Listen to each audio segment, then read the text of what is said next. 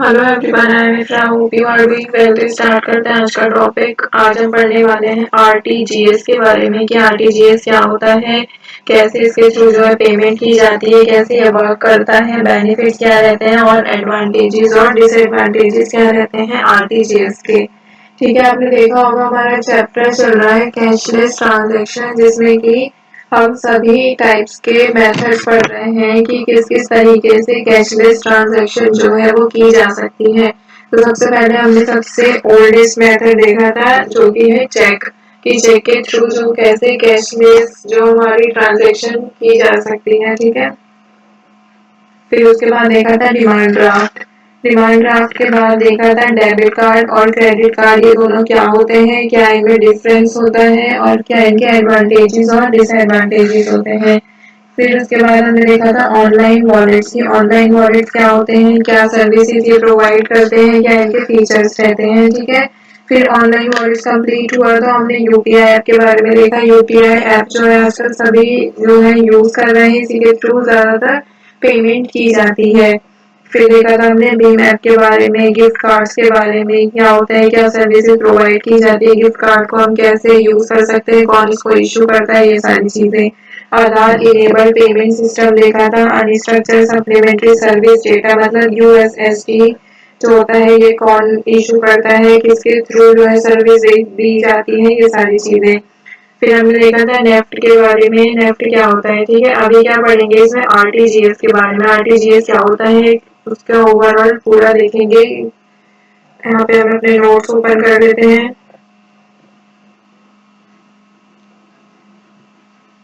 देखिए यहाँ पे मैंने एक सेकेंड इसको पूरा कर लेते हैं। इट इज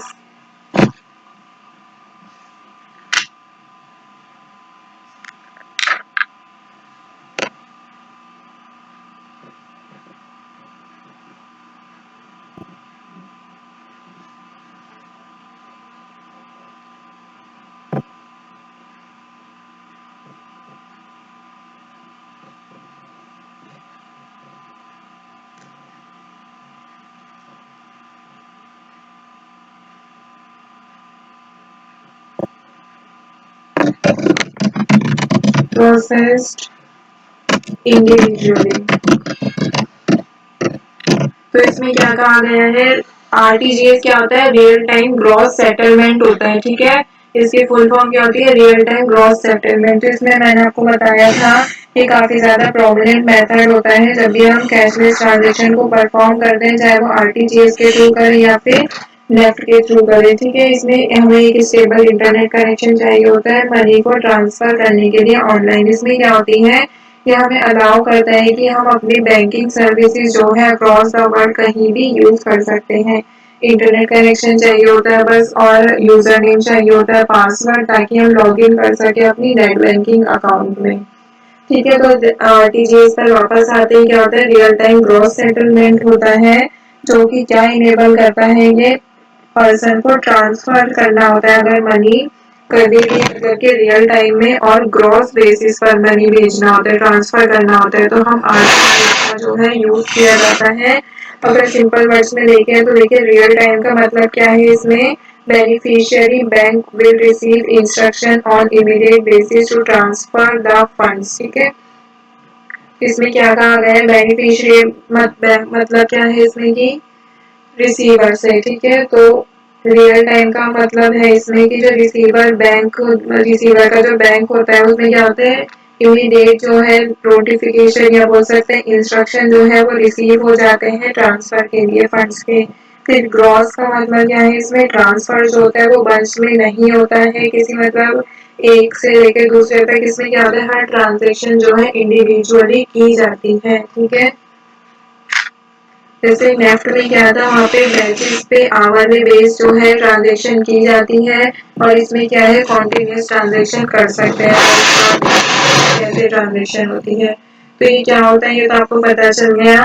ये एक पेमेंट सिस्टम होता है इंडिया में जो कि रियल टाइम ग्रॉस सेटलमेंट कराता है किसका, फंड ट्रांसफर का बिटवीन बैंक अकाउंट में। ठीक है, अब अगर इसके फीचर्स की बात करें तो रियल टाइम ट्रांसफर होता है। फॉर रियल टाइम से क्या मतलब है कि आप इंस्टेंट जो है कि फंड्स को ट्रांसफर कर सकते हैं। यहाँ पे फीचर्स लिख देते हैं इसके।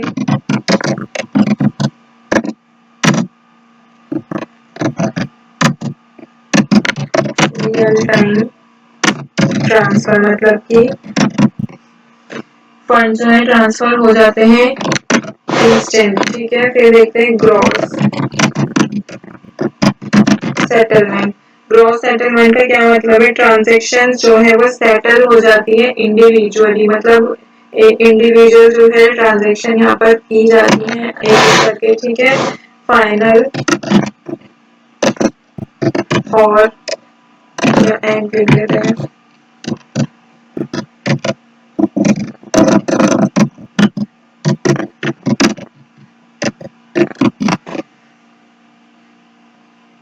इसका क्या मतलब है, फाइनल एंड इरिवोकेबल, मतलब कि ट्रांजेक्शन जो है यहाँ पर रिवर्स नहीं की जा सकती, ठीक है।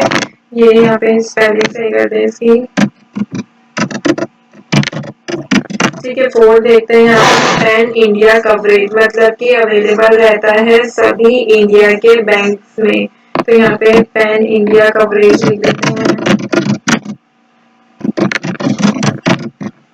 फिर फिक्स देखते हैं, इसमें सिक्योरिटी होती है इसमें अच्छी खासी, मतलब कि यहाँ पर जो ये जो होता है आरटीजीएस जो भी एक पर्सन यूज करता है इसके अंदर जो डेटा होता है पूरी तरह से सिक्योर रहता है और रिलायबल रहता है कि हम इसको पर ट्रस्टवर्दी होता है, ट्रस्ट कर सकते हैं, ठीक है। जो हमारे सिक्योर कम्युनिकेशन प्रोटोकॉल्स होते हैं आरटीजीएस यूज करता है।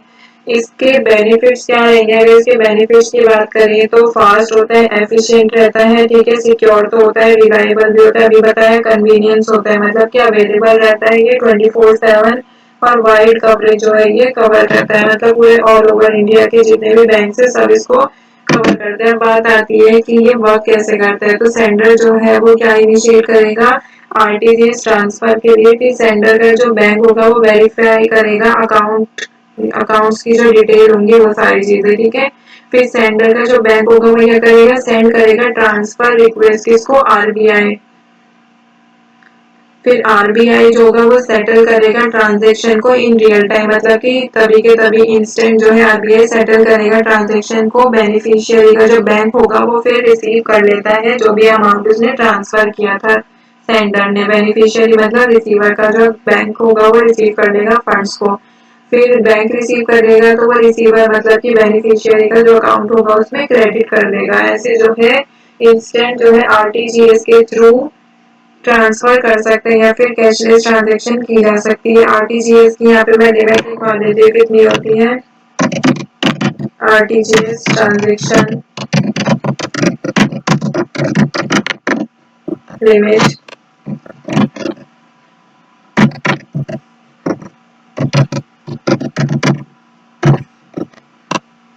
मिनिमम की बात करते हैं, मिनिमम कितना होता है, 2 लाख रुपीज जो है हम कम से कम इसमें ट्रांसफर कर सकते हैं। और यहाँ पे क्या है, ज्यादा से ज्यादा कितना कर सकते हैं, ₹10 लाख। मतलब ये क्या होता है, बैंक पर भी डिपेंड होती है, जो ट्रांजेक्शन की लिमिट है हर बैंक की क्या होती है, अलग भी हो सकती है। तो यहाँ पे लिख देते हैं हम वरीज बाय बैंक, ठीक है। तो यहाँ पे आरटीजीएस एलिजिबिलिटी क्या है, किसी भी इंडिविजुअल के लिए एलिजिबल रहेगा, बिजनेसेस के लिए, गवर्नमेंट एजेंसी के लिए। इसमें क्या रिक्वायरमेंट होती है, देखिए बैंक से रिलेटेड है तो बैंक का आईएफएससी कोड चाहिए होगा, बैंक का अकाउंट नंबर चाहिए होगा, मतलब उस पर्सन का अकाउंट नंबर, ट्रांसफर जो अमाउंट करना है वो ट्रांसफर अमाउंट चाहिए होगा, बेनिफिशियरी का नेम चाहिए होगा, मतलब कि रिसीवर का नेम, ठीक है।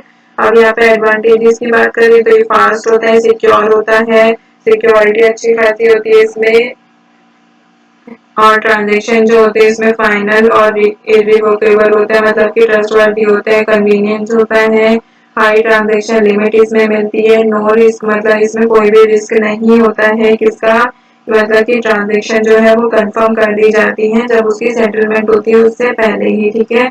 और इजीली इसको ट्रैक कर सकते हैं। और अगर डिसएडवांटेजेस की बात करें तो हाई ट्रांजेक्शन इसमें फीस लगती है, मतलब कि इसमें फीस चार्ज होती है, लिमिटेड टाइमिंग्स होती है, मतलब कि ये बैंक के थ्रू की जाती है, तो बैंक जाना पड़ेगा और बैंक जब ओपन होगा तभी हम इसमें वर्क कर सकते हैं, यूज कर सकते हैं इस वाले कैशलेस ट्रांजेक्शन को।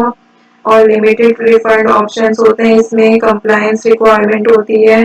तो इस मतलब कि आरबीआई गाइडलाइंस के आरबीआई की जो गाइडलाइंस होती है उसको देखकर हमें इसमें यूज करना पड़ता है, क्योंकि जो हमारी रिक्वेस्ट जाती है मनी ट्रांसफर के लिए वो पहले आरबीआई के पास जाती है। ठीक है, तो यहाँ पे आरटीजीएस जो होता है टॉपिक कंप्लीट। मिलते हैं नेक्स्ट सेशन में। Stay tuned and thank you.